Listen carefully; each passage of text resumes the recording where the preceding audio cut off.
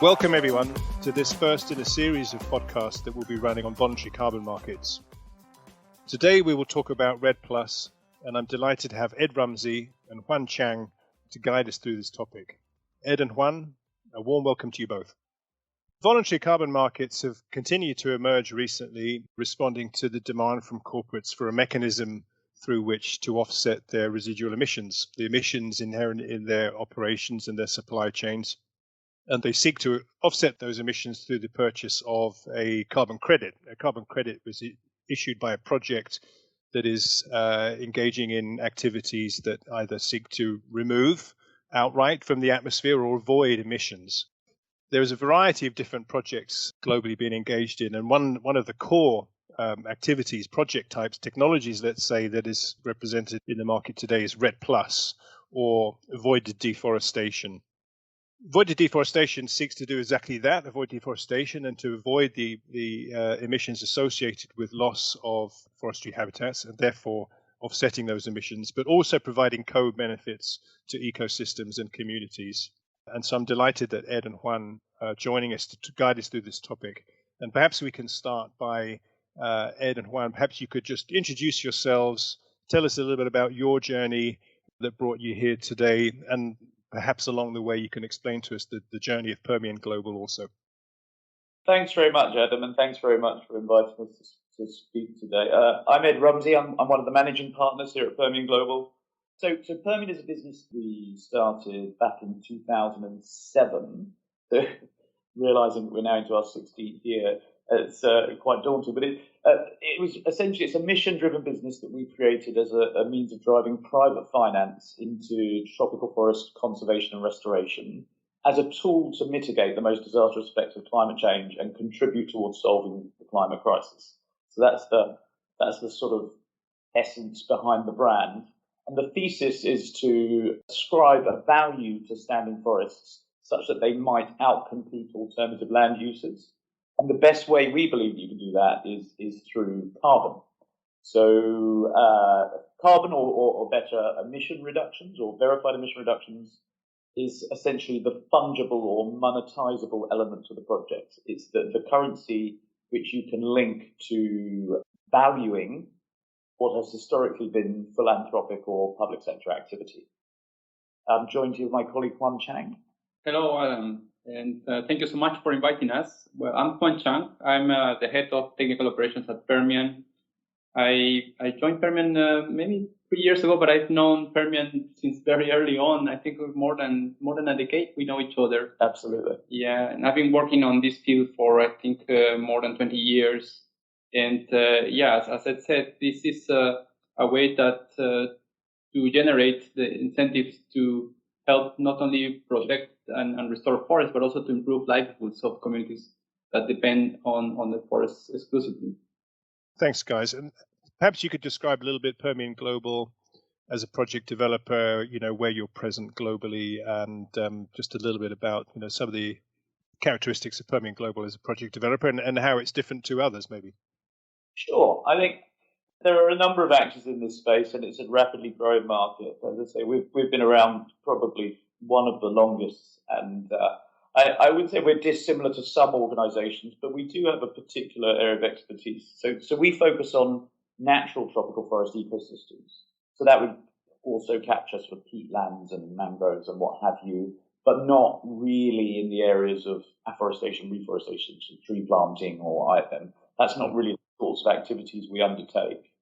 And one touched on about improving livelihoods and the social development aspects of projects. The perspective that we take here at Permian is that what we do is we invest in improving livelihoods by trying to create new sustainable economies in some of the most impoverished areas in the tropics, such that you can alleviate the pressure on the forest. These economies are predicated on undertaking non-destructive activities. And actually, the co-benefit of those sorts of investments, the byproduct is that you reduce emissions because you're reducing deforestation. Mm-hmm. So it's the way in which you think about it, but really the core activity is development. Yeah, that's interesting. It's a different perspective, isn't it? I think from the carbon market perspective, we think of co-benefits as being what sounds like being the primary driver in your case. If you allow me just to add very briefly on what ourselves, that as a team, we've been recently increasing very fast our capacities, but focusing mostly on how to improve the quality of the measurement, the quantification, and deliver high quality credits. So in our team, we have maybe more than 10 PhDs. 19 is the number. 19. Okay. we have doctors across a number of different disciplines. I remember. Which actually means that we are very science-based institution. So we really believe that science needs to be behind any of the methods that are used to quantify carbon, which indeed it is not necessarily rocket science, but indeed science needs to be behind all these accounting methods. But as you say, Juan, the fact that it's science-based, it's like any area of field of science. Science is iterative. As you learn more, you improve best practice. And that's what the existing carbon accounting frameworks enable you to do. You can constantly update and develop and improve methodologies as the science moves forward. Great. Thanks, guys. And perhaps you could take us through, feel free to use one of your projects as a case study, maybe Katingan, for example, but what might be helpful is just to have a kind of a walkthrough of how a project comes about at the very beginning, when you're looking at sort of site selection or getting interest from investors, all the way through the life cycle to the point at which you're issuing credits and the project is up and running. Could you give us a feel for some of those timelines and the sort of the story behind a project?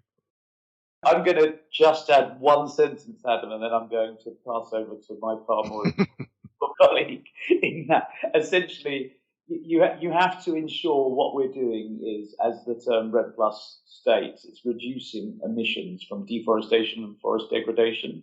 So you need to be looking at areas of forest that you can credibly articulate there as a threat, and then design a project such that you undertake mitigation activities that alleviate that threat. And Juan will be able to explain that in far more detail than I can. That's essentially the concept. Exactly. And behind that concept, we have a process that starts with the identification of the projects. And we start with the more simple but essential and fundamental criteria, which is the additionality. So here we combine the potential of an area in terms of the carbon stocks that it has and the threat that those carbon stocks would be released to the atmosphere. So that could be through either a preventing planned or unplanned activities that will cause those emissions. So basically, do a simple model of carbon stocks and the possibility of those stocks to be released. And that's the start.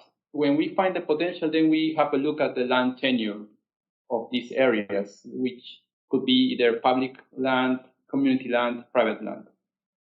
And that's where the complexity starts, because in many cases, in some countries, they may or may not have the legislation for accessing to those lands.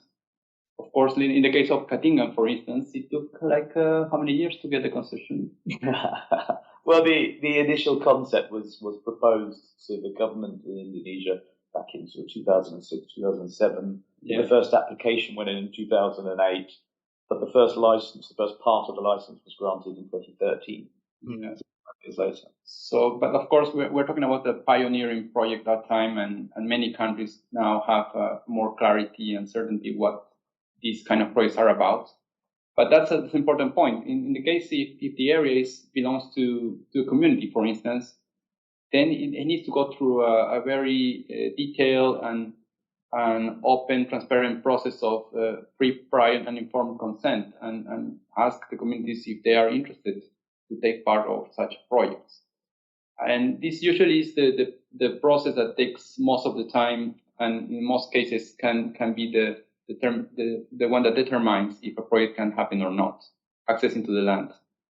And after having that certainty that the project can happen and agreement with the owners or the regulators of the land, then we go to the more technical aspects on measuring the carbon, doing the carbon inventory of of course, it goes as well with the social and biodiversity assessment of the land, so that we can measure later on the impact of the project. So all the information is translated into a document. For some standards use the term PD, which means project description, or project design document, which is a legacy from the CDM time, PDD. And that document goes through a third party for a validation with an auditor that checks if the accounting methods, that the land tenure, carbon rights are in place, among other aspects.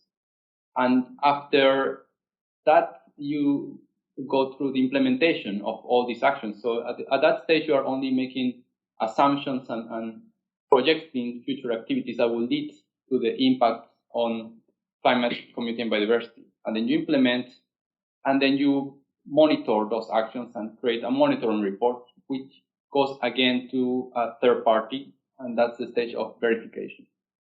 And once that is verified, then you have the amount of carbon that goes into a registry that then it's able to be used for the carbon markets, and that's where Ed has much more to say about it.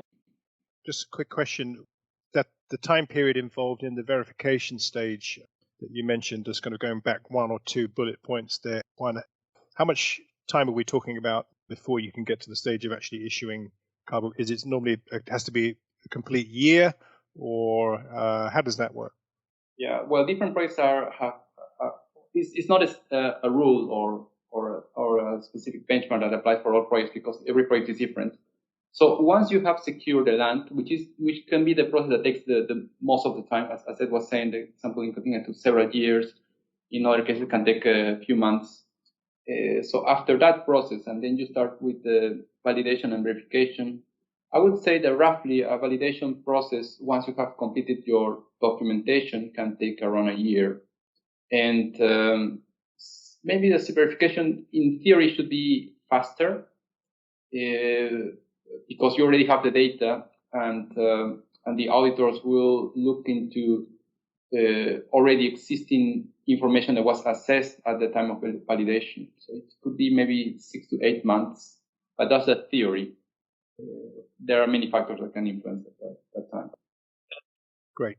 Just to carry on that point a touch, Adam. So to put really simply, the PDD is where you outline the intention, what you intend to do with the project, and then the monitoring report actually measures the performance to describe what has actually occurred. Now, both of those documents are independently audited, and they go out to public consultation. There's plenty of opportunity for the sector and anyone else to comment on those documents through those periods of time. Mm. As Juan quite rightly says, the lead time to developing these projects, these nature-based solution projects, is really quite extensive due to that period where you have to socialise both the government, whether it's local or federal, but also the local communities, to get that buy-in and to essentially attain that social licence to operate in that area, such that people want to do the projects. You're not imposing it on them. And I think it can't be over-egged. It doesn't really matter if the price of carbon goes through the roof or there's a huge demand signal. That's not going to expedite the development of these projects. Mm. That lead period to develop a project will always continue to exist if these projects can be undertaken correctly. Yeah, yeah. So that's a supply-demand response. This is something that we talked about previously, is the supply response to those price signals. And this is, if we think about the market when we're going forward and people are making predictions about the size of the potential scalability and growth of this market, let's say the pull from price signals is going to be relatively slow. It's not going to be a quick trigger. On that topic, can you take it now forward to the stage at which, or at what stage does the project actually start to issue credits? What are the steps that have to happen for that to happen, and how does that process work? So Adam, once you get through that verification or the audit of the monitoring report measuring your performance, that's fully signed off by the auditor, and then it's submitted for an accuracy assessment with the standard, who then approve that. your credits then, your verified emission reductions, will then be made available in your registry account such that you can issue and start to transact at that point. Great. Now, on that topic, perhaps we can just have just move away briefly from the project side of things to the market side of things. How can we describe let's say the status quo for the market in REDD+ credits? How would you describe, for example, the channels that you typically sell these credits through? Is it typically spot sales to brokers? And we can talk on a higher level, just in general, how the REDD+ market works. Is it long-term offtake agreements with traders and corporates, transaction through exchanges? Can you kind of give us the general kind of overview and picture of how it splits between those three, and who do you see as sort of the key buyers, the key participants in that market from your point of view as a project developer commercializing these credits?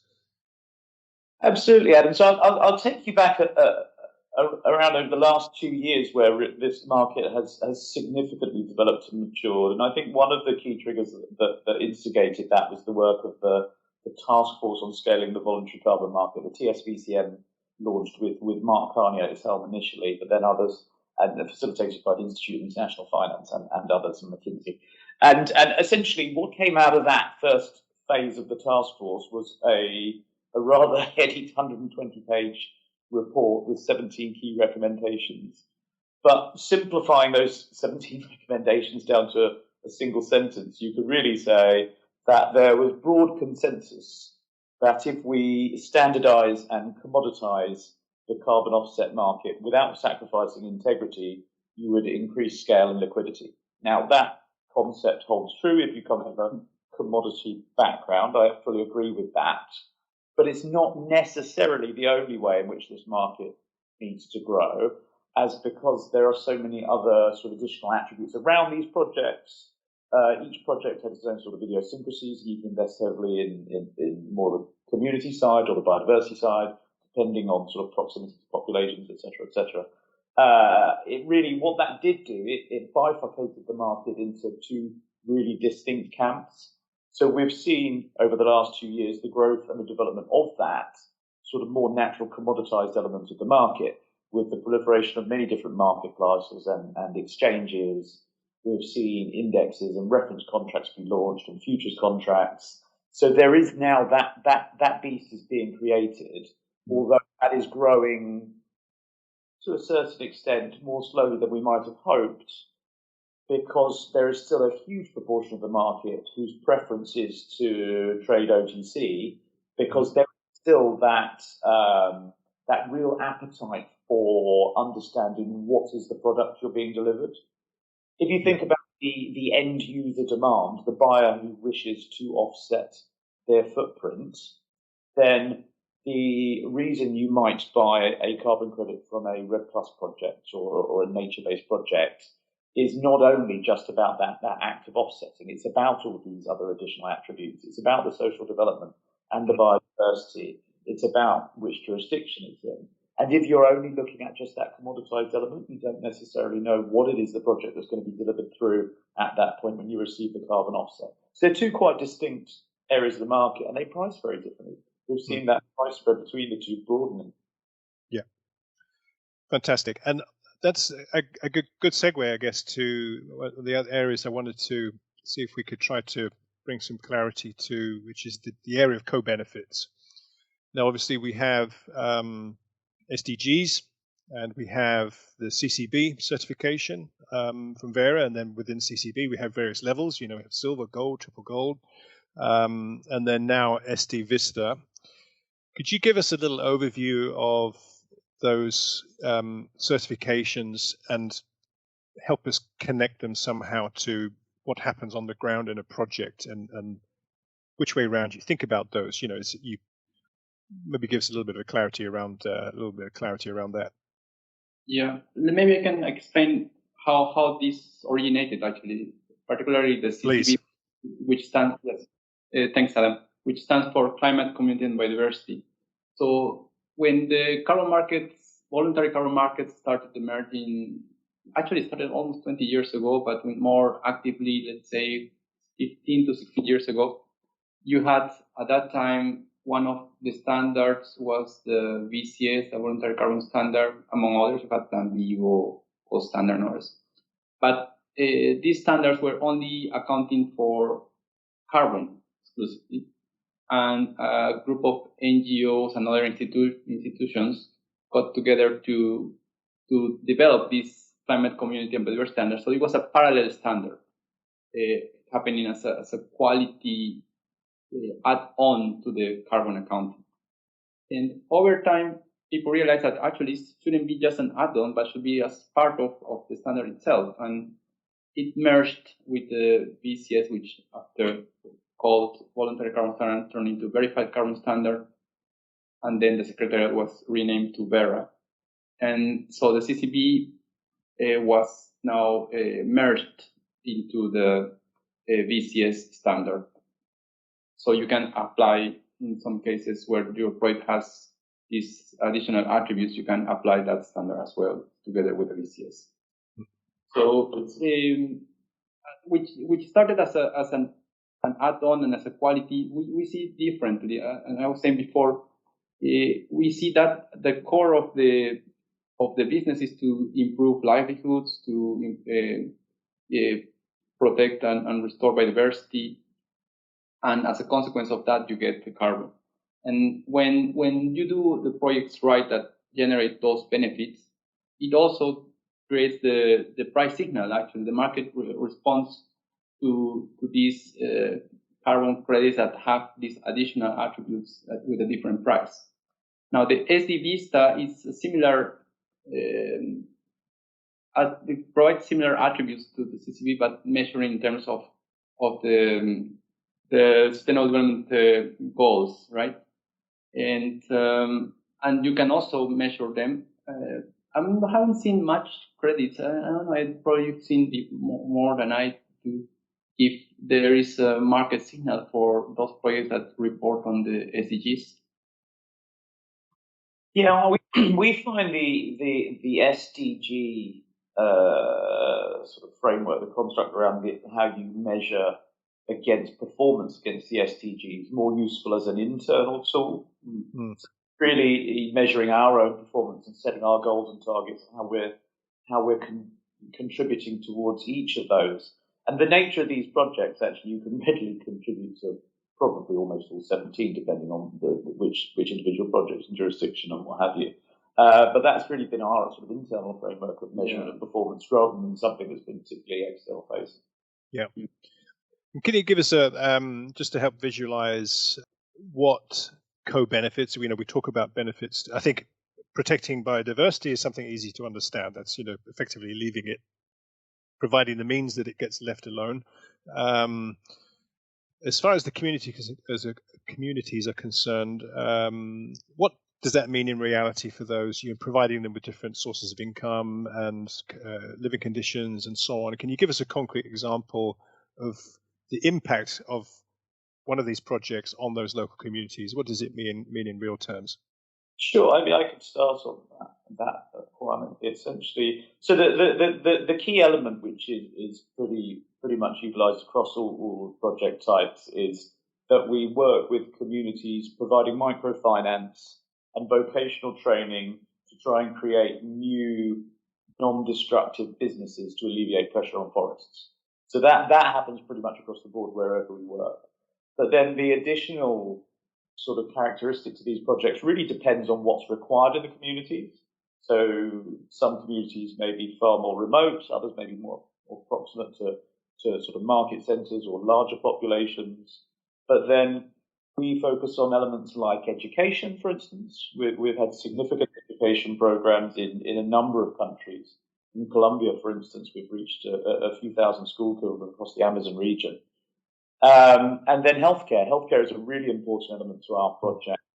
We host sort of weekly or bi-weekly healthcare clinics where we've actually built the site in which these clinics are held, and then we partner with public health administrations to bring in doctors and then we finance them coming in to host clinics for. We break it up into age brackets, and each week there'll be one for the younger children, then for sort of the adults, and then for the elderly. And that's been a huge benefit to these communities who previously didn't have access to, had to travel quite far to receive healthcare.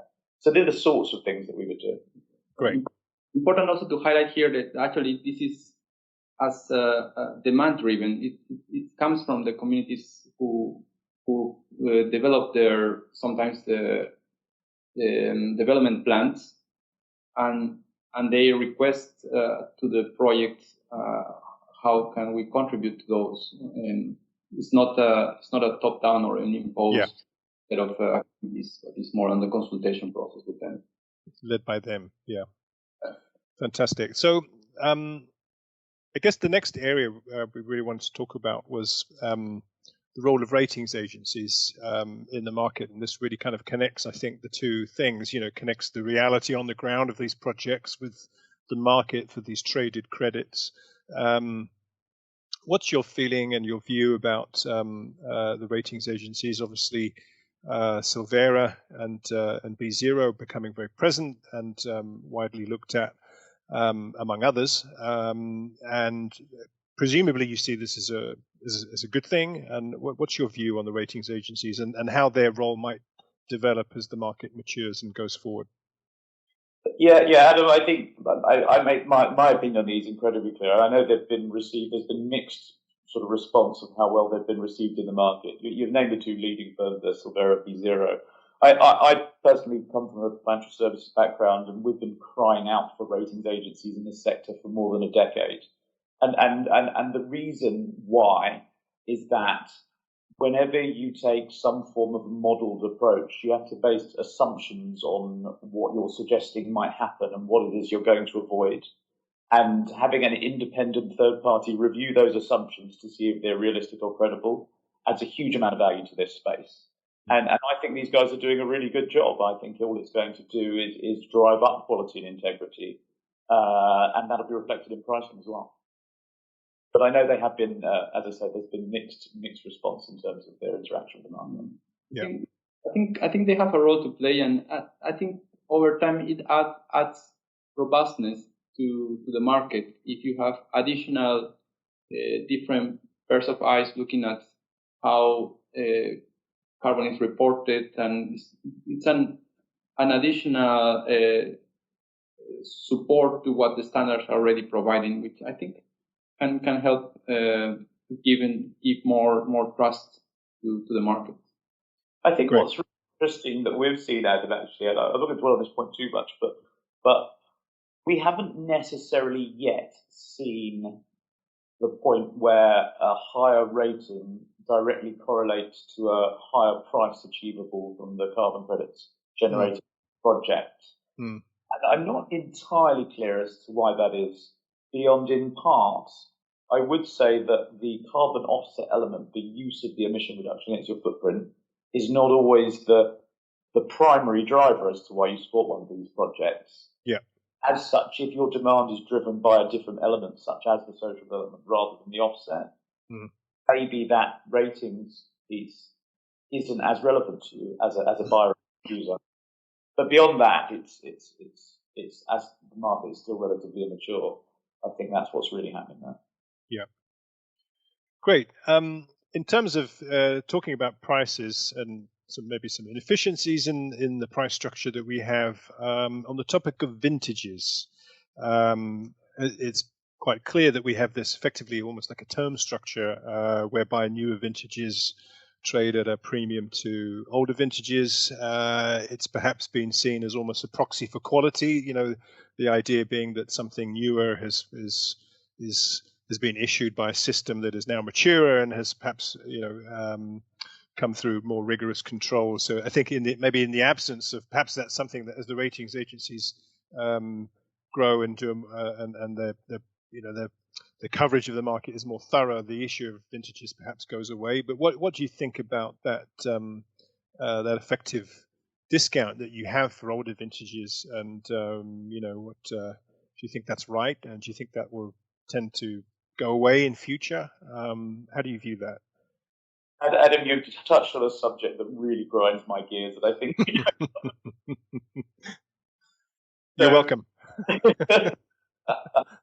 So this comes back, and there's a bit of a backstory to it. But as you say, older vintages price very differently to newer vintages, and buyers do have a preference. And there is an element that has common sense around it, that perhaps the newest vintages available are using the best available science. Sometimes companies like to marry their emissions footprint more closely to an emission reduction was generated around that period of time. But the reality is, what you should be looking through to is the quality of the project, the methodology it's using.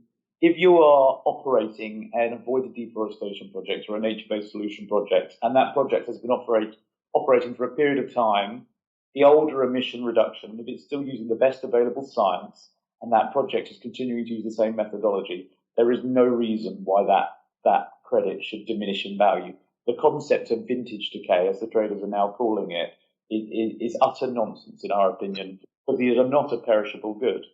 Now, if we just touch on perhaps a suggestion as to where this became sort of concept in part, it really stems back to the creation of the compliance market for aviation. So under the United Nations International Civil Aviation Organization, under ICAO, a compliance market was developed over the last decade, which was sort of conceptualized in 2013. It was agreed in Montreal at the ICAO General Assembly meeting in 2016 to be launched in 2020. Now, this market is allowing you to use some emission reductions to offset a proportion of your footprint. It's a compliance market. And the technical advisory board developing that market essentially took a view of what sort of credits would be eligible for it. And one of the forms of credits that's eligible are CDM, certified emission reductions, the Clean Development Mechanism, CDRs. Now, when they had established they would be eligible, it was suggested that there was a significant volume of those credits available in the market, and further volume that could be generated from existing registered projects. And as such, if they were all to be eligible in the market, then this compliance market would not incentivize any further climate action or further investment in emission reductions. So the idea was that if you put a vintage constraint on those sorts of credits, you would effectively curtail supply and incentivize further investment. Now, there was a discussion around at what point would you cut off the vintage. Was it 2013 when it was agreed as a concept, 16 when it was approved, or 2020 when it launched? If you launched in 2020 with no vintage credit eligible, there'd be no supply. If you went with 2013, it was suggested it would be oversupplied. So 2016 was taken as a sensible compromise. Now, a 5-year vintage cutoff. It was arbitrary. It was a decision that was made. No technical justification behind that. But the market picked up on that, and that has now been construed in the market as anything that's more than 5 years old significantly diminishes in value. And we find that very frustrating. It's because there's no technical reason why it should. Great, thanks. And maybe we'll start to draw things to a conclusion, because I think we've covered a lot of material. Just thinking a little bit about, we've talked about project-based REDD Plus so far. We hear a lot about the jurisdictional REDD Plus and nested REDD Plus. Could you just explain a little bit those terms and what they mean, and give us a little bit of your thoughts as to what the direction of travel might be for REDD Plus projects in a jurisdictional context, and how the two will come together? Sure. Thanks for the question. Actually, it's something that we always discuss every time with Ed. Well, where does the concept come from? I mean, the jurisdictional approach is not new, actually. It's started from initiatives back in 2007, actually, already, since Global Landscapes Forum. Global Landscape Forum, the UN. And when the REDD Plus concepts were discussed under the convention, it started as a government-led process where jurisdictions were equivalent to a country. And then the concept moved on and said, okay, well, it can be also a subnational scale, one level below the national, which can also count as a jurisdiction, or a biome large enough that can also count as a jurisdiction. And the concept behind is that it's the scale, the importance of reaching the scale of the activity. and the impact, which everybody agrees. Now, the reality is a bit more complex than that. I mean, the scale, if we talk about jurisdictions, for instance, a state in Brazil is a jurisdiction, but a state in Brazil is, in some cases, bigger than many countries in Europe. All of you. And try that scale. Yeah, sure. I mean, show me how you did it in Europe and you solve all your problems in the whole country, and we can replicate that in one of these. Not that, but sometimes it's taken that. I think sometimes the concept is taken at that level of simplicity. Now, nested is a process that projects started demonstrating action on the ground at the smaller scale, and the idea of nesting was how these actions measured at the lower scales can be integrated into these larger areas of jurisdictions, which could be national or subnational. And that's when the nested approach happened, because you have different methodologies for accounting at the project level than accounting at the jurisdictional level. But that's when the concepts start getting a bit convoluted. And I personally think that it's important to make a clear distinction. What are the elements that are involved or entailed in a jurisdictional approach? You have, on one hand, you have the governance, who are the ones responsible to govern the jurisdiction, this national, subnational, and the different stakeholders within, and the different rights between that area. You can have a state or a region in a country where you have public land, you have community land, you have private land, and they have different rights and different ways they use the land. Then you have the accounting, where you have, of course, you need to do an accounting at the whole area to make sure that there is no, well, some people say the displacements or integrity of the accounting, and so that needs to happen at that scale of accounting of jurisdiction. And then you have the implementation that happens at different levels. As I said at the beginning, the governance will make sure that different rights in different areas are respected. And same with implementation. If I am the owner of a piece of land, I can have the rights to do as the law allows me to do that. But the implementation happens at different scales. So the expectation to have one single approach that you can implement everything at the same time with everybody synchronized is not very realistic.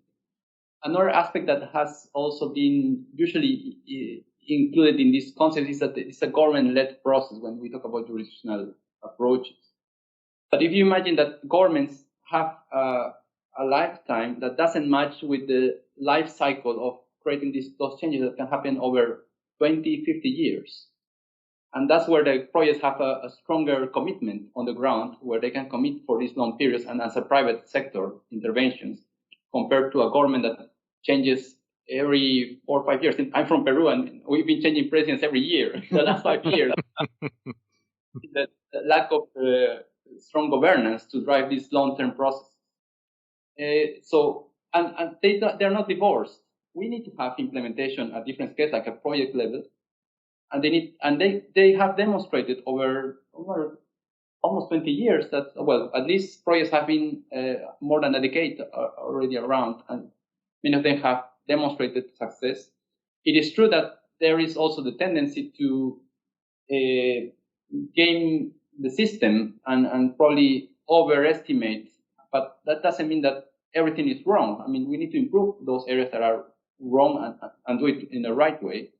And also I emphasize why we are very strongly science-based organization. We really want to do things on the right way, because it's a fact. Nobody can deny that it is a fact that deforestation happens, and we need to find an incentive to stop deforestation, and we need to do it right. So all these concerns that only when you do jurisdictional approach, that's the only solution, I think that's quite, I would say, naive to think that that's the only way to do things. Yeah, well, I think you've put it really well, Juan. I mean, essentially, we're losing 12 million hectares of forest every year. It's a pretty major crisis we're trying to combat. And I said it at the beginning when we started talking on this podcast. The way in which we approach this is that we're trying to ascribe a value to pieces of land such that we can outcompete other alternative land uses. And so we're looking through to specifically types of land tenure and what can you do on that land? How can we avoid people doing those destructive activities? So the way you do that generally is very long-term contracts that can out-survive changes in political administrations. So you can continue undertaking these more positive activities. I mean, I don't think anyone thinks, and hopefully, that President Lula is going to have the same environmental policies as President Bolsonaro. We'd like to think that he's going to. So if these programs are going to demonstrate what's called permanence, to ensure that the emissions reductions that you are generating are going to continue in the long term, then they have to be able to out-survive political administrations. And that's where we're getting down to a problem with what's currently proposed as the jurisdictional approach, in inverted commas, seems to us to be a form of trying to nationalize a sector. It's saying that the responsibility to manage your forests and conserve them in the long term should be held back at the government. And we just haven't seen that be successful anywhere in the world for a very, very long time. Yeah. We feel it's now time to harness private sector capital, specialization, and really drive the whole sector forward in terms of turning this into a success. Great. Thank you very much, Ed. I think that's a good place to bring the discussion to a close. I think we both talked about, we have quite a long list of other questions that we'd love to dig into, but I think that's a really nice way to summarize it at the end there. So we're going to leave it there for this podcast. So Juan, thank you again. I look forward to seeing you in Malaysia, where we continue the discussion there. You too, Ed. Thanks very much for your time. And I'd invite anyone who has any questions on that to feel free to reach out to me at adam.nye@argusmedia.com. If you have questions for me, or if you have questions for Ed or Juan, feel free to send them through and I will redirect them to them. And of course, if you're interested in looking at Argus's publications, which have recently started on voluntary carbon markets, you can find those on our website on the Voluntary Carbon Markets page. So thank you, Ed and Juan, and goodbye to everyone. Thanks very much, Adam, and thanks to Argus. Thank you.